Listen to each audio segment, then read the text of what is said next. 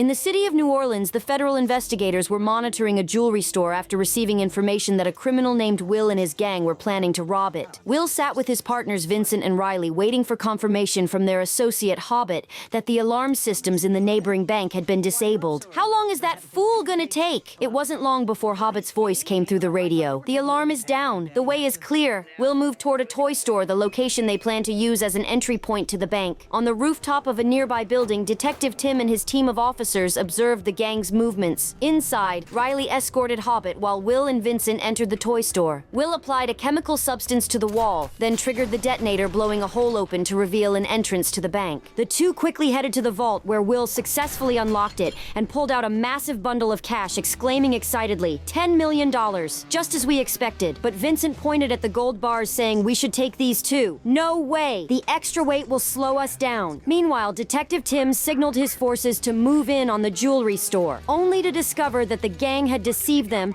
and had actually robbed the bank next door. At the back exit, Will and Vincent rushed out. Vincent pulled out his gun and said, "That man saw us. We have to get rid of him." Will grabbed his hand and said, "No, we're not killers." But in the heat of the moment, a shot accidentally went off, hitting Vincent. Riley and Hobbit arrived, and Will helped them carry Vincent to the car. But just before getting in, he remembered the bag of money and ran back. As soon as he grabbed it, he saw the flashing lights of approaching police cars.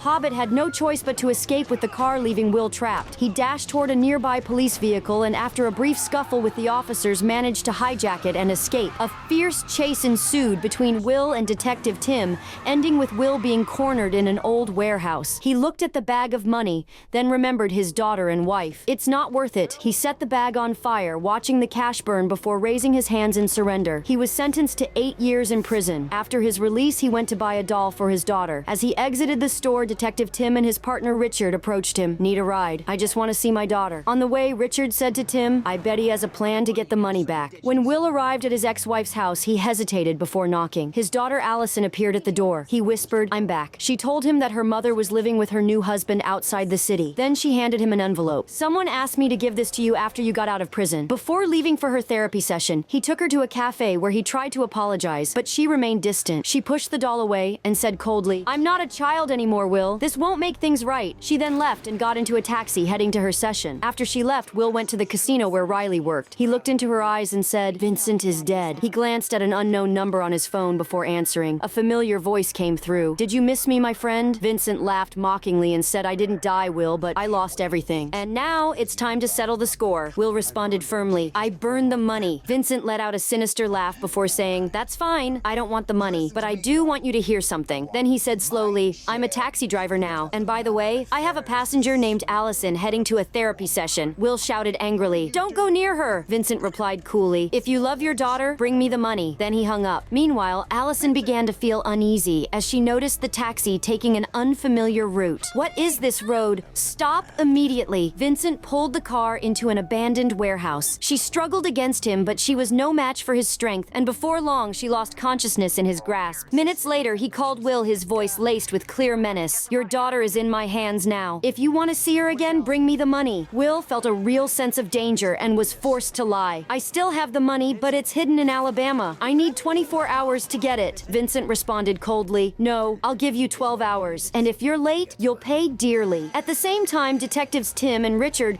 were tracking Will's movements, but he managed to shake them off by disguising himself at a crowded festival. He slipped through the crowd, using the chaos to disappear. Once he felt safe, Will bought a new phone, then placed the one Vincent had given him on a train heading to Alabama. He activated call forwarding so that any incoming calls would be redirected to his new phone. Afterward, Will went straight to Detective Tim. When Tim saw him, he asked coldly, "Miss Prison already?" Will replied seriously, "Vincent is alive. He kidnapped my daughter. You have to help me." Tim laughed mockingly, then tossed a file in front of him. "Vincent is dead. These are pictures of his burned body. We identified him by 3 severed fingers, and DNA analysis confirmed it." Will slammed his fist on the desk angrily. "He tricked you! He faked his death so he could steal freely." But Tim shouted at his men, "Get him out of here immediately!" Will took advantage of their momentary distraction, striking both detectives with a sudden blow that knocked them unconscious inside the elevator. He grabbed their security badges and rushed into the federal investigation room, searching the database. Soon, an address popped up. It belonged to Hobbit, Vincent's former accomplice. Meanwhile, Vincent was on the phone with Hobbit. "Did you track his phone?" "Yes," Hobbit confirmed. "It's moving toward Alabama." At the police station, Richard regained regained consciousness, shaking his head as he tried to process what had happened. He looked at Tim and said, "He tricked us." He searched the server for Hobbit's address. Tim jumped to his feet and barked orders. "Move out immediately. We can't let Will handle this his way." At Hobbit's apartment, he turned around to find Will standing before him, gun pointed directly at his head. Will spoke in a calm voice, but the threat in his tone was unmistakable. "Where is Vincent?" Hobbit tried to play innocent, raising his hands. "Vincent is dead. You know that." But Will wasn't in the mood for lies. He moved forward swiftly, knocking Hobbit to the ground before pummeling him with relentless blows. Hobbit, now desperate, cried out, "Stop! I'll tell you the truth." Gasping for breath, he confessed Allison. "She's in the trunk of Vincent's taxi." At that moment, Will heard the sounds of police sirens drawing near. When he turned toward the window, Hobbit seized the opportunity and lunged at him. But Will was ready. He threw him down again and landed several brutal punches. Hobbit crawled toward the corner of the room, reaching for his machine gun. Before he could grab it, the police stormed the apartment and opened fire, killing him instantly. Will had no time to think. He dashed toward the neighboring building's rooftop, then descended onto the street, blending into the city festival once more. Through the crowd, his eyes locked onto a taxi bearing the same logo as Vincent's car. Without hesitation, he jumped in, pressing his gun against the driver's head. Inside the trunk, Allison had managed to break the rear light, drawing the attention of the police. Vincent was driving when the flashing lights of a police car appeared behind him. The officer approached and signaled for him to stop. "You have a broken tail light. I need to search your vehicle." Vincent was ordered to open the trunk, and as soon as he did, he spun around and fired his gun,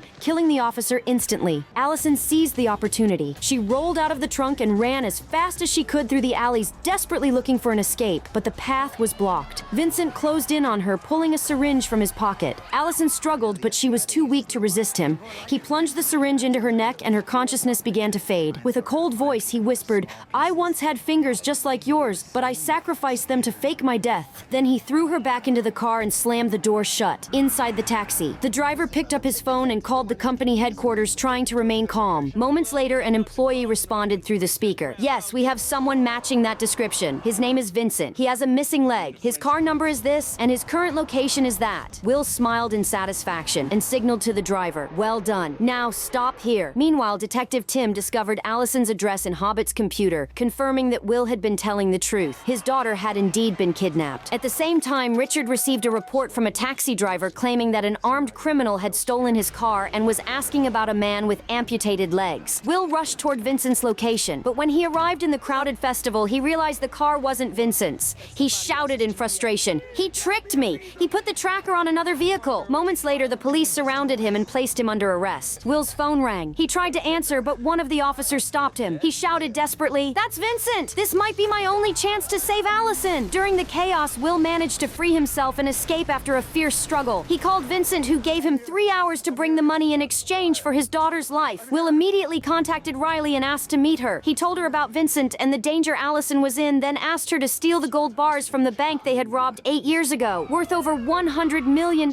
Riley was hesitant at first, but in the end she agreed to help save Will's daughter. The taxi company. Detective Tim reviewed Vincent's file and finally confirmed that he was still alive. Meanwhile, Will and Riley used the underground sewer system to reach the bank's vault from below. Will melted the vault's ceiling with fire, causing molten gold to drip into the water below. Riley then collected it as it solidified. The intense heat triggered the fire alarm, making Tim suspect that Will was attempting another bank robbery. When Tim heard the fire alarm from the bank, he ordered the police to surround it. Upon arrival, they found the vault damaged and several gold bars missing. Will and Riley escaped by car, but Will took the gold and ran while Riley continued driving. When the police stopped her, they found nothing but an unknown woman sitting beside her, a mannequin dressed as her accomplice. The final showdown. Will stole another car and headed toward an old amusement park to meet Vincent. He demanded to hear his daughter's voice to make sure she was okay. "Allison, are you all right? Dad, please hurry. I'm coming to get you." Meanwhile, Tim traced Vincent's taxi records and discovered a suspicious abandoned location, the old amusement park. He immediately ordered the special forces to move in. By then, Will had already arrived. When Will arrived, he found Vincent alone, which enraged him. He demanded to know where his daughter was. Vincent coldly informed him that she was locked inside the trunk of the taxi. Will handed over the bag of gold, but Vincent had no intention of making things easy. He revealed his sinister plan, saying, "I've already poured gasoline inside the taxi." In a split second, he ignited the fire, causing flames to engulf the vehicle and endanger Allison's life. Will, in a frenzy, lunged toward the car to save his daughter, but was intercepted by Vincent, who fired his gun at him. Despite the gunshot wound, Will managed to overpower Vincent, knocking him to the ground and beating him relentlessly. However, the fire spread rapidly, consuming the vehicle. Will struggled to open the car, but Vincent refused to give up, attacking him from behind.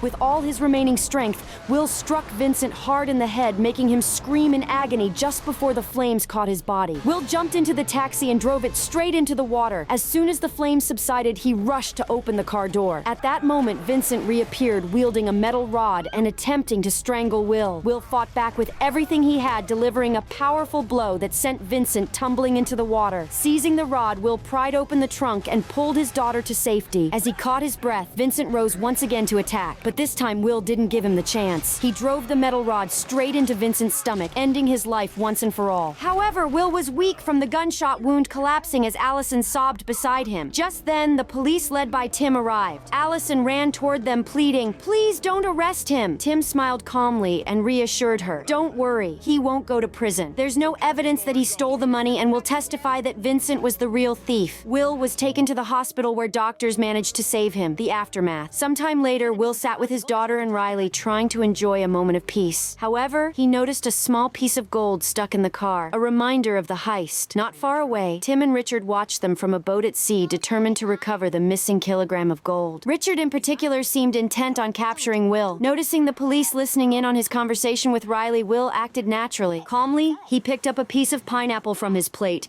and threw it into the sea, leaving the gold behind on his plate so he could retrieve it later once the police had left. The film explores how past mistakes can haunt a person even after they try to correct their path. Despite Will's efforts to start a new life after prison, his criminal past kept pulling him back, forcing him to confront new challenges. At its core, the movie revolves around the bond between a father and his daughter, showing how a parent would do anything to protect their child, even if it means returning to the criminal world they once tried to escape. It also delves into themes of betrayal and greed, illustrating how even the closest friends can turn into enemies, as seen in Vincent's transformation from Will's partner to his daughter's kidnapper. Will's character embodies the idea that people can change, that they are not forever bound by their past. Despite being a skilled thief, his motivation for returning to action wasn't wealth, but the desire to save his daughter. While the film may seem like a typical action thriller, it carries underlying messages about human relationships, trust, and the lingering effects of the past, making it more than just a chase and heist movie. On the other hand, some might argue that the film doesn't bring anything new to the genre, relying on a conventional and predictable plot. As a result, it may be seen as purely entertaining rather than philosophically deep. Finally, don't forget to subscribe to the channel and activate the bell button to receive all that is new.